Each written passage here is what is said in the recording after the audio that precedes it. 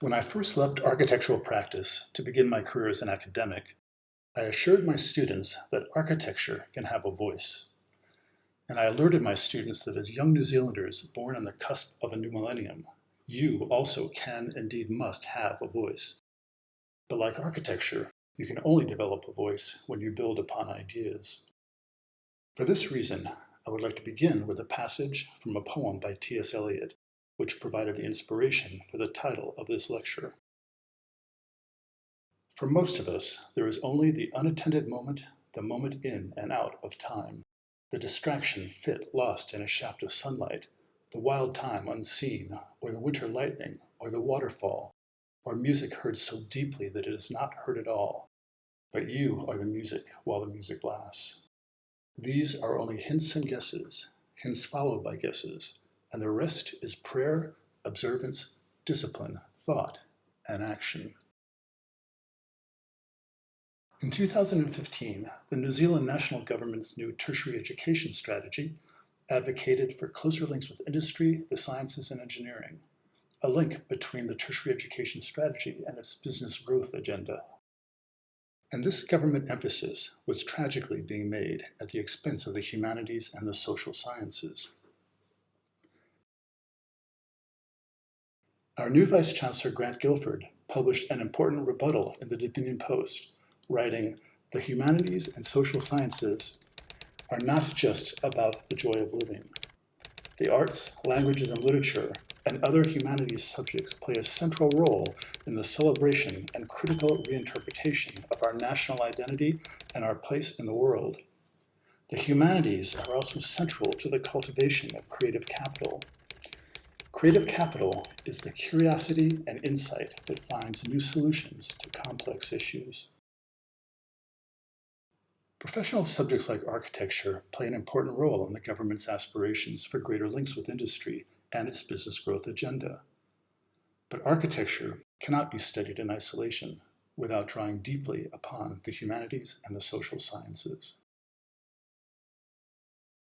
For professional disciplines like architecture to have a voice, they must be built upon the foundation of a knowledge of subjects such as philosophy and religion, history and political science, languages and linguistics, classical studies, environmental studies, literature, film, music, and painting. And when built upon this structural foundation, architecture can have a voice. Award-winning architect Labius Woods wrote, "Is architecture only an end product that people can physically inhabit, or is it also the matrix of ideas, concepts, and designs that serve as inspirations for constructions that can be inhabited? The views about it that prevail will greatly influence not only the direction of architectural education, but also the priorities architects, clients, and public policymakers set for the field in the future." Labius Woods is referring to the voice of architecture, architecture's ability to provoke as well as to provide. Architecture can tell stories about issues that truly matter: human laments, philosophical quandaries, spiritual quests, cultural empowerment, politics, and persecutions. The first time that I explored storytelling as an architecture student, I realized that I would never understand it or even recognize it if I looked only at buildings. So I began by looking at the humanities and social sciences and the tales they have to tell. Tonight, I will tell you 10 stories. Each tale is revealed first from the voice of humanities and social sciences, and then from the voice of architecture. I will begin with 2 stories told by paintings. The first painting tells a story about place, and the second, a tale about time.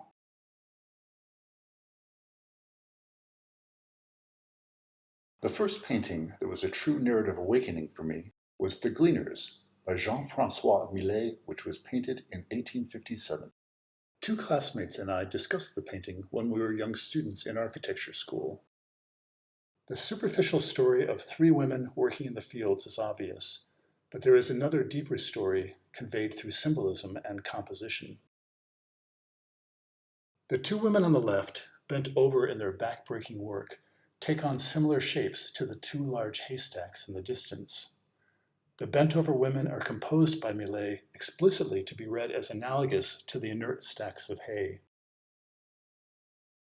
The woman on the right wears a hat the same shape as the smaller haystacks. Her hat is the only element of the three women that intersects with the horizon, and it symbolically reads as one more of the many haystacks aligning the distance. These three women fundamentally belong to the landscape in which they toil. Their faces are turned away from us, and we realize that, like the haystacks, the impoverished women have become anonymous, without identity, mere pieces of the landscape.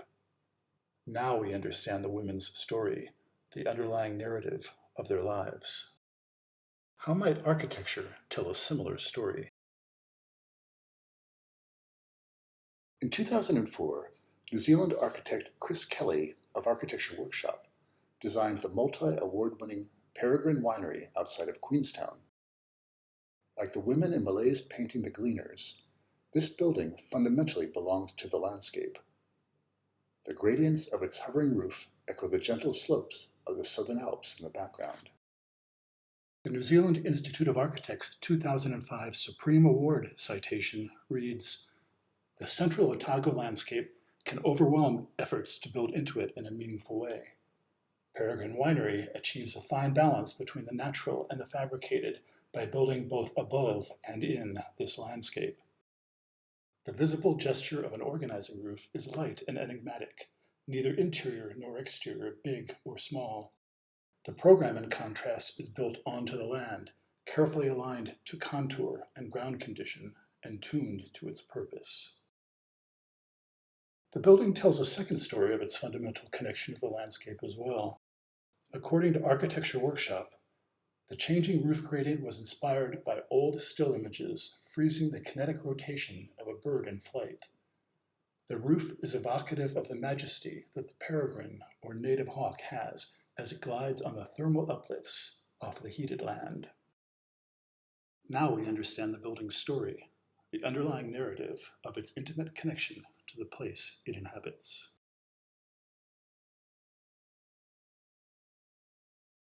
The next story draws simultaneously from literature, religion, and art history, as well as from painting. Author Donna Tartt wrote a Pulitzer Prize-winning novel called The Goldfinch, centered around this tiny 17th century Dutch painting by Carl Fabricius. The simple representation of a small bird on its perch is obvious, but the underlying story is far more poignant. By knowing art history, we recognize that the goldfinch was often used in Christian religious paintings to represent endurance and salvation. But this is a fettered goldfinch, trapped with no hope of escape. This is a story the artist is writing as much to depict himself as the tiny bird. Donna Tartt describes the bird like this: "There is only a tiny heartbeat and solitude, bright sunny wall, and a sense of no escape. Time that doesn't move, time that couldn't be called time. And trapped in the heart of light, the little prisoner, unflinching." When an artist creates a painting such as this one, that exposes their own heart and soul, the painting touches us personally. This is because we can universally relate to the little bird, so beautiful and proud, yet so vulnerable and trapped not just by the literal chain on its leg, but also metaphorically trapped by the edges of the canvas that represent the limitations of its entire world. Viewers of The Goldfinch not only see the story of a tiny bird, they recognize a shared, deep-seated narrative about their own lives as well. The painter, Carl Fabricius, who tells us this poignant story about solitude and no sense of escape, time that couldn't be called time, in fact, died the same year he completed this autobiographical painting at just 32 years of age. So the question arises whether architecture can express a story as poignant as the tale of the tiny goldfinch.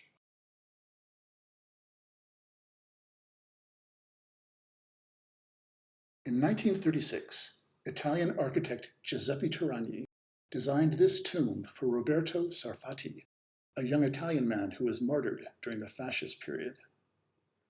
Like the Goldfinch, the narrative of this work of architecture can be interpreted as time that doesn't move, time that couldn't be called time. Taurani designed the stairway with risers that are greater than the treads, creating a feeling of struggle as one climbs upward.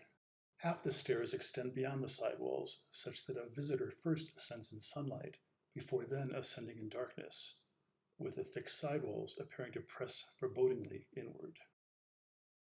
At the top of the stairway, there is no landing, thus forcing the visitor to descend rather than remain in a place where they do not belong.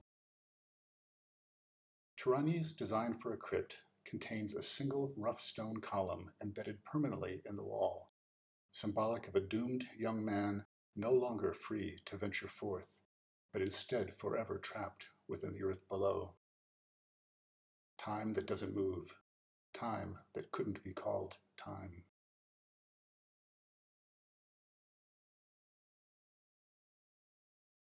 The next story draws simultaneously from classical studies, mythology, painting, and architectural history. Architects Leon Krier and Massimo Scolari exhibited a painting in 1975 at the San Francisco Museum of Modern Art called Le Desespoir de Janus, which translates as The Despair of Janus. This evocative title provides us with an important clue that a narrative tale is to be told. By knowing the classics, we recognize that Janus was the ancient Roman god with two faces, one facing the future and one facing the past. The despair of Janus, therefore, is that he never sees the present. Janus was worshipped as the god of architects because, facing both out and in, he represents a threshold, a gateway, and a new beginning. This painting tells its story through the use of anthropomorphism, where we are invited to attribute human characteristics to the buildings. Like people, these two buildings stand erect, arms out, facing one another. We see the front of the orange building, but we only see the back of the blue one. We soon realize, however, that like Janus, they in fact represent two sides of just one building. The blue building has a glass element like a spinal cord that rises up its back and disappears over its head. This same blue glass element appears above the face of the orange building. The termination of the glass element that is concealed from view in the blue building becomes exposed in the orange one. Only by looking at both buildings together can we begin to understand their relationship as a whole. Behind the blue building is a third, much smaller edifice. Anthropomorphically, it represents a childlike form. Its spinal cord is still horizontal, not yet risen vertically. Its single archway, its threshold, is not yet the dual arches of its parents. Its own wing-like arms are in transition, somewhere between the solid arms of one parent and the light arms of the other. The two larger buildings represent the future and the past. They reach their arms out to one another, but their fingertips are destined to never touch. The small building represents the present. Formed yet unformed, it is unseen by either parent. By understanding these three buildings as one, we witness the despair of Janus. While readable on the surface as an anthropomorphic narrative about three buildings, we can discover an even greater hidden narrative in this painting when we know architectural history and the period when it was painted. Krier and Scolari have in fact depicted this architectural narrative as a poignant metaphor representing the postmodern dilemma of the 1970s.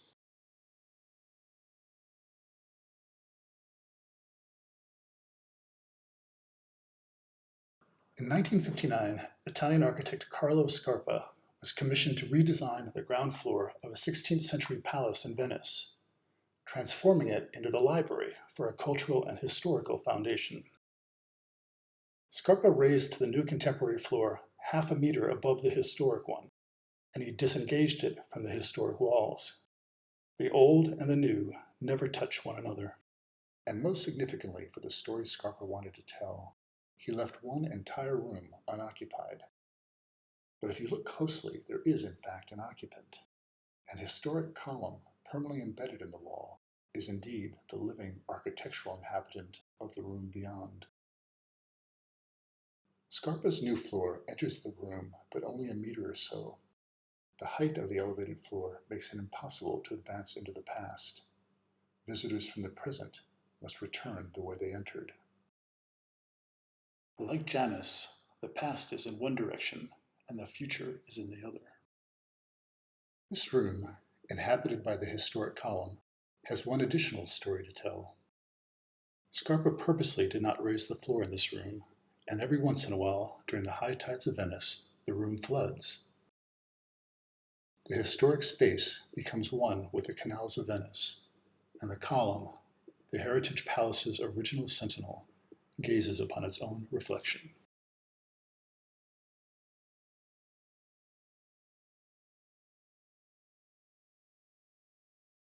The next story draws simultaneously from politics, religion, music, languages, and linguistics.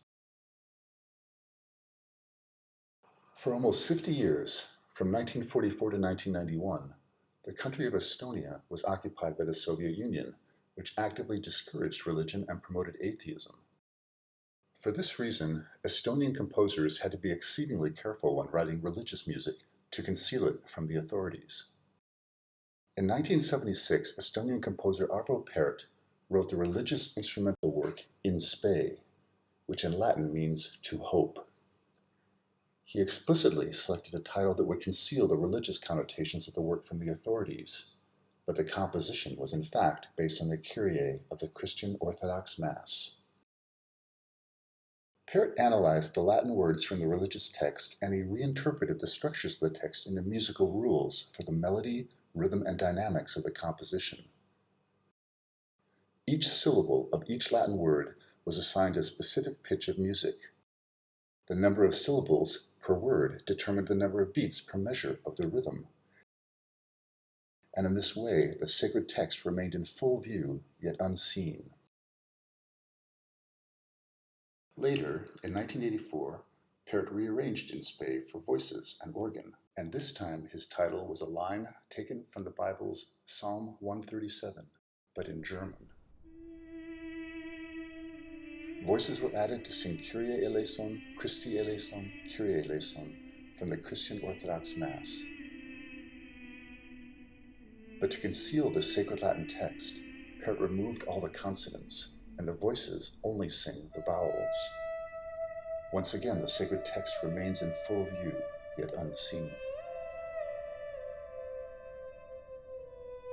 A student might ask, how could an extraordinary story of innovation like this, that combines politics, religion, languages, and music, become inspiration for innovation in architecture? In 1982, architect Raymond Abraham entered a speculative architecture competition to design a Christian church next to the Berlin Wall at a time when religion was not allowed in East Berlin. And like Arvo Pärt, his concept was to conceal religion in plain sight. Raymond Abraham's original architectural concept sketches included a series of horizontal, vertical, and diagonal elements that would define a gathering space, but not be recognizable as a traditional church. His original concept was to arrange the architectural elements such that when the sun rises in the morning, these elements would cast a shadow of a crucifix upon the Berlin Wall, which would move continually across the wall from morning until dusk.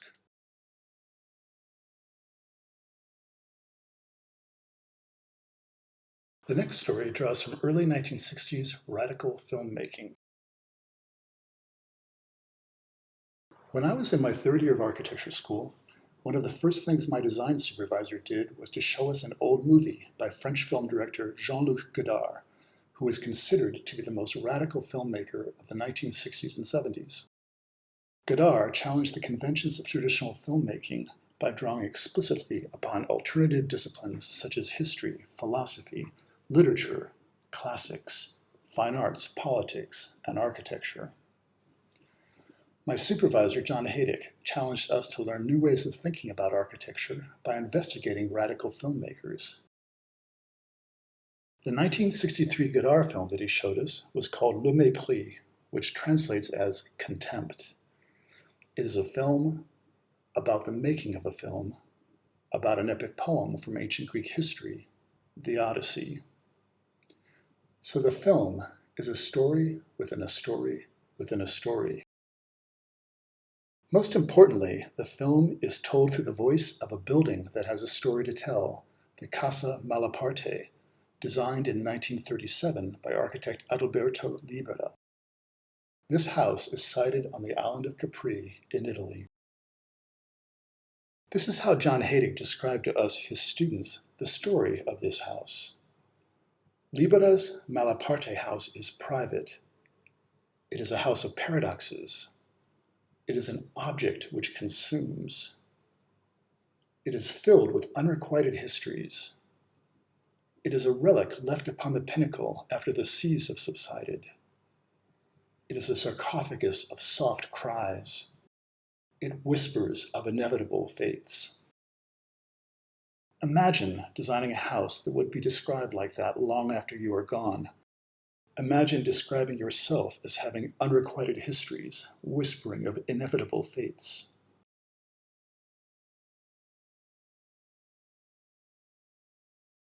The next story draws from philosophy.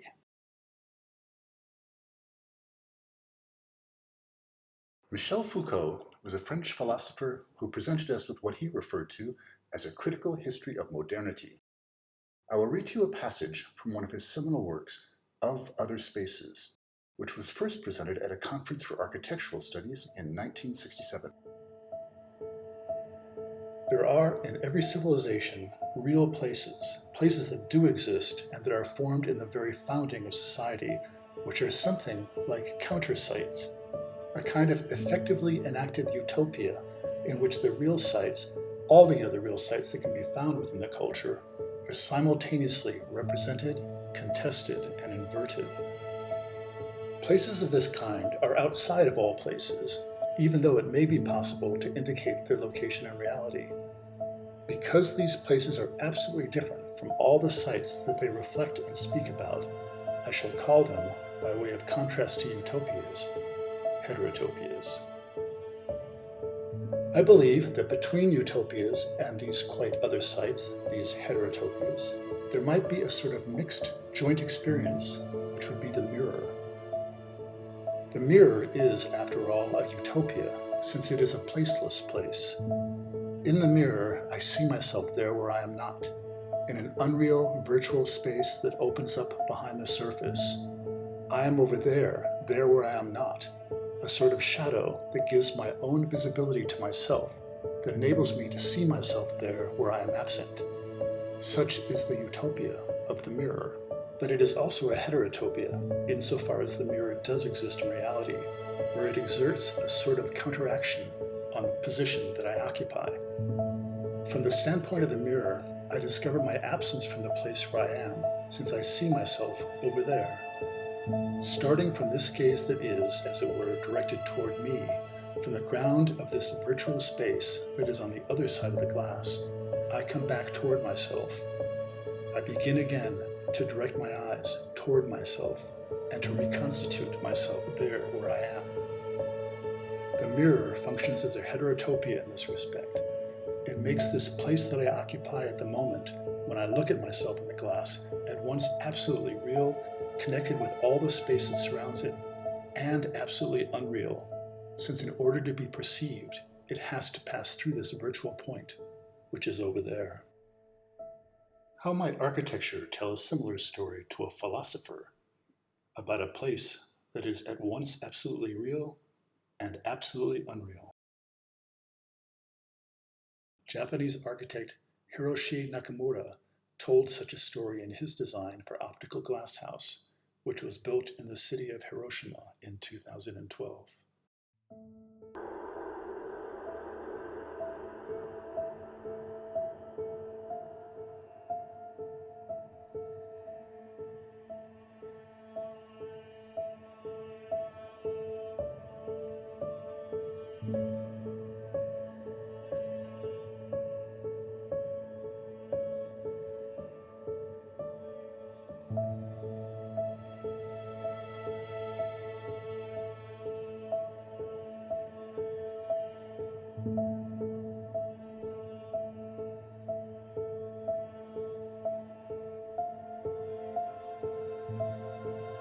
The three inhabitants of this house are the wind, the sunlight, and the rain.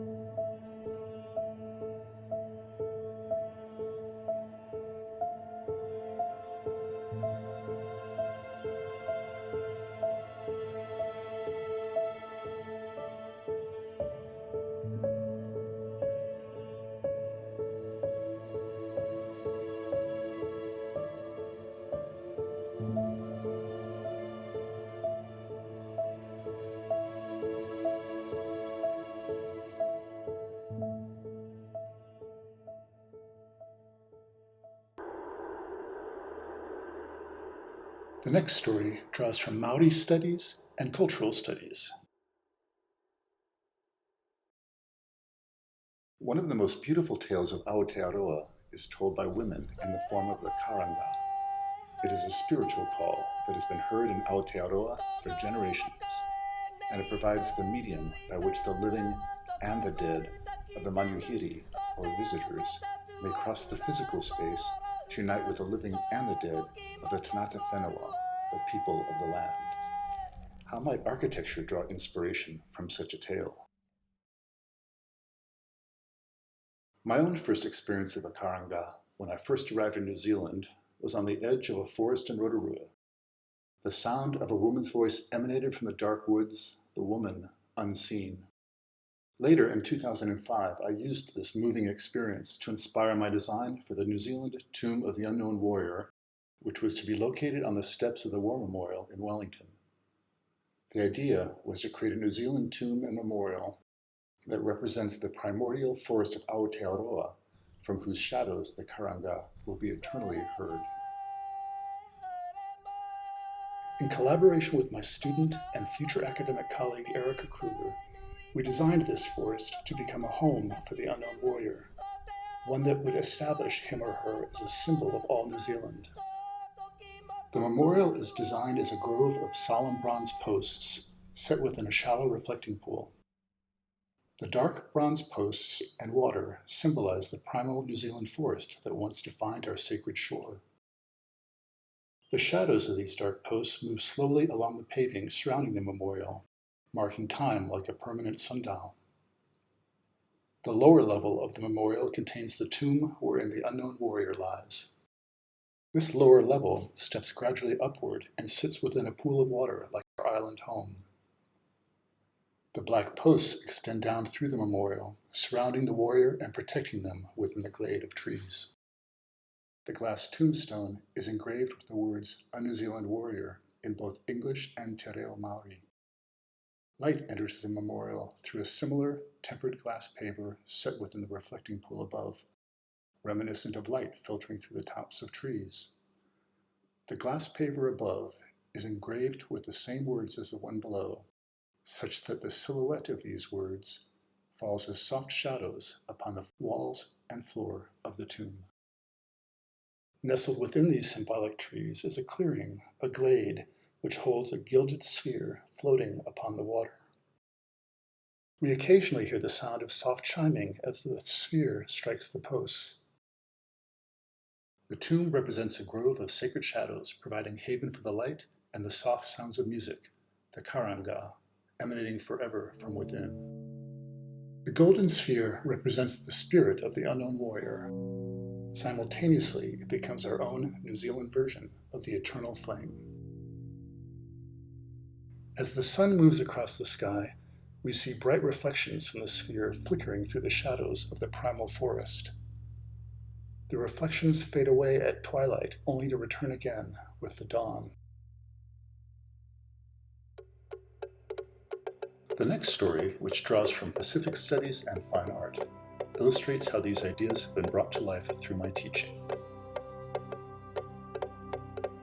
One of the most beautiful tales of the Pacific Islands is told by women in the form of tapa cloth. The rhythmic sound of women beating the mulberry bark is a ritual shared by every island nation. Each Pacific Island culture calls this bark cloth by a different name, but they all know it also as tapa, and its patterns and uses echo the heritage and rituals of daily life. How might architecture draw inspiration from such a tale? Niuean New Zealand artist John Poulet saw these fabrics as incarnations of an architecture. By this he meant an organization of space, a constitution of the environment, a working of nature that made it habitable and gave it an aesthetic. He also thought they were like portraits and stories, expressions of particular lives. In Niue, tapa is called hiapo. John Poulet drew inspiration from hiapo, translating it into his own unique form of contemporary art. His paintings incorporate mythical monsters taken from island stories as well as from his own childhood dreams, navigation compasses that represent the instruments of contemporary global commerce and narratives of migration, stick figures that echo his earliest childhood drawings, the Christian cross to depict the impact of missionaries. Poulet says, "I did my first paintings trying to almost copy hiapo. I was working in grids because that's what I saw.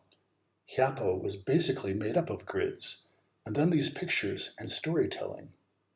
I was able to express myself and use all these things that I had been thinking and dreaming about, building them up, putting them into this hiapo architecture and a Polynesian way of looking at things."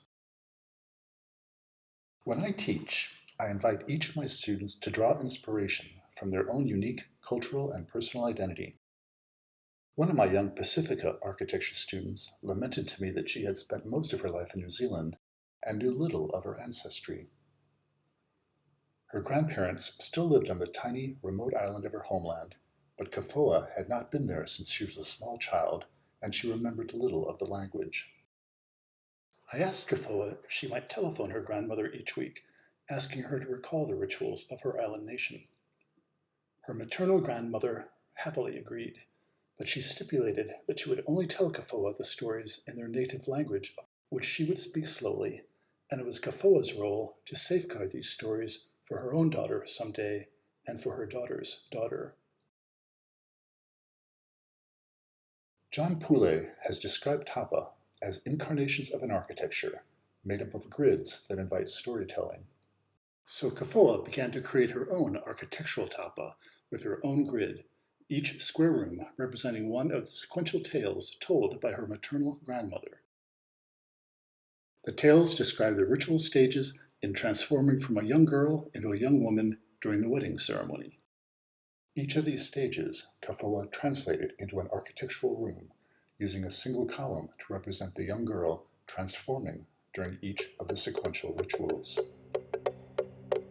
The first room of Kaffo's architectural tapa is about innocence, and the final room is about wisdom. And when the architectural model is folded at its pivot point, both the innocence of the young girl and the wisdom of the woman come together and become one. Kaffoa called her architectural tapa, I remember. And Kaffoa now is the mother of her own little girl. The next story, which draws from environmental studies, classical studies, art history, languages, and poetry, illustrates how these ideas have been brought to life through my research. In 2010, we were honored by being selected to exhibit a retrospective of 5 years of our design research in the Italy Pavilion of the Venice Architecture Biennale, which is one of the most prestigious events in the world for showcasing cutting-edge architectural design research. The Biennale's Italy Pavilion selected architectural research specifically responding to its theme, work that unveils a vision of architecture as civil art capable of generating solutions for a society in the midst of deep-seated change.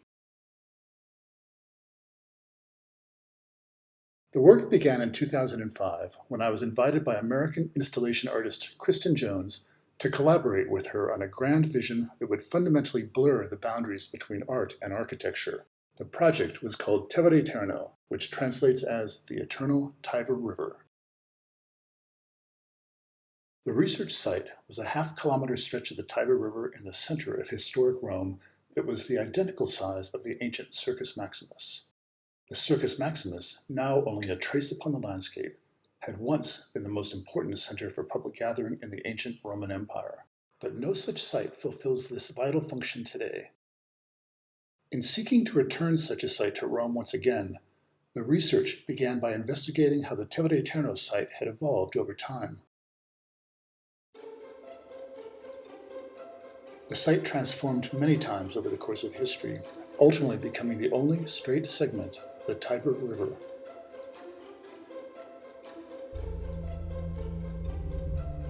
The site also evolved over time from an open site to one that was completely overgrown and visited only by drug addicts and criminals. The principal research question asked how such a site in the heart of Rome could, by blurring the boundaries between art and architecture, be rejuvenated into an important civic center for the capital city while also renewing place identity for its people. According to legend, Rome had been founded by Romulus and Remus, who were suckled as infants by a she-wolf. The concept for Tevere Eterno was to reawaken the she-wolf on the Tevere Eterno site as a rejuvenated symbol of Rome's identity. 12 historic images of the Roman she-wolf were collected and traced from ancient illustrations, carvings, amulets, and coins. 12 8-meter-high she-wolf stencils were then created and attached to the Tiber River walls in chronological order, showing how her image had transformed over time. Centuries of patina were washed away to reveal the she-wolves that had always lived upon the ancient walls. Tevere Eterno, the Eternal Tiber River Project, was formally initiated in 2005 when the Rome Ministry of Culture approved this first major work, the creation of 12 she-wolf images along the embankment walls of the Tiber River that would mark it as a permanent site for future contemporary urban-scale interventions. This was followed in 2006 by 4 arias at the Edge of Darkness, and in 2007 by Luminalia, which reawakened the serpent of fire of the ancient Roman god of medicine, whose temple faces onto the Tevere Eterno site. The project then expanded beyond Rome. In 2008, she-wolves from Tiber to Hudson was invited to be shown on the walls of Castle Clinton overlooking the Statue of Liberty. In 2009, Intermezzo was commissioned for the Birth of Rome celebrations and projected onto the facade of Michelangelo's Capitoline Museum. And in 2010, Fluviale was created for Venice, projecting the waters of Venice upon the facades of her architecture, using flowing lines of poetic text about the importance of ensuring the sustainability of our waterways.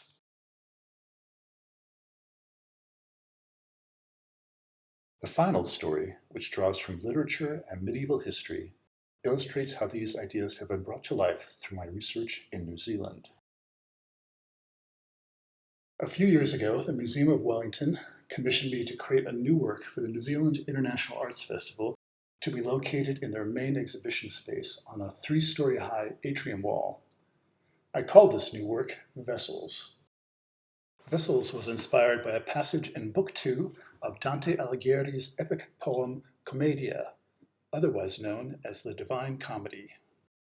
This passage, written by Dante in the early 14th century, predicted that directly opposite Jerusalem, in the great oceans of the southern hemisphere, lies an island, above which shines a constellation of stars in the shape of a cross. If you research the latitude and longitude of Jerusalem, you discover that the island directly opposite Jerusalem is in fact New Zealand. The reason that this discovery was particularly inspiring for me was that Dante's epic poem declares that atop this island still sits the original Garden of Paradise. And so this became the inspiring narrative that I wanted to offer to New Zealanders. The title Vessels was inspired by a line in the Divine Comedy where Dante is told that each time an angelic vessel arrives to take new souls to this island of paradise, the vessel reflects light so radiant that the eye can barely endure it. Vessels initially required research in the humanities, interpreting passages from a great piece of literature. But later, Vessels required a very different type of research, the setting up of an off-site testing lab, soon followed by on-site full-scale experimentation. Like the form of the sacred island described in the Divine Comedy, Vessels was structured as 7 terraces suspended upon the museum's atrium wall. Upon the terraces, I placed 33 glass vessels of water representing the 33 cantos, or songs, of Book 2 of the poem. The 33 glass vessels were conceived and designed to vibrate in response to the movements of visitors in the museum. When no visitors are present, the work remains still. But when visitors gather, the vibrations send a myriad of light reflections from the glass bowls, in this way representing the sacred vessel in the Divine Comedy that reflects light so radiant that the eye can barely endure it. On opening night, when the museum was filled with visitors, the reflections began. The reflected light in Vessels represents a threshold between land and water, light and darkness, time and eternity. But primarily, it was conceived to reawaken our recognition of New Zealand as the earthly garden of paradise. I would like to conclude my talk by speaking briefly on the importance of maintaining innocence, even while opening our students' eyes to greater levels of awareness. As a teacher, I can only accomplish this challenge by embracing rather than erasing the innocence of my students. Their innocence is their greatest gift, for it provides them with the essential ability to dream. Fare forward, you who think that you are voyaging. You are not those who saw the harbor receding, or those who will disembark. Here between the hither and the farther shore, while time is withdrawn, consider the future and the past with an equal mind. The voice of architecture is your voice.